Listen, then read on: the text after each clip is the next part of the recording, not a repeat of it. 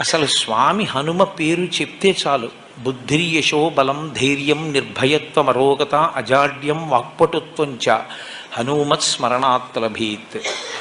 హనుమని స్మరించినంత మాత్రం చేత, హనుమకి నమస్కరించి హనుమని సేవించినంత మాత్రం చేత హనుమ యొక్క గొప్పతనం ఎక్కడుందంటే అజాడ్యం. ఆయనని సేవించినటువంటి వారికి జాడ్యము పోతుంది. జాడ్యము అంటే జడత్వము.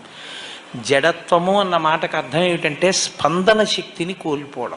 శ్రీరామాయణంలో రామచంద్రమూర్తిగా శ్రీ మహావిష్ణువు వచ్చే ముందే బ్రహ్మదేవుడు అనేక మంది దేవతల్ని శాసించాడు. రావణ సంహారం అంటే అంత తేలికైన విషయం కాదు.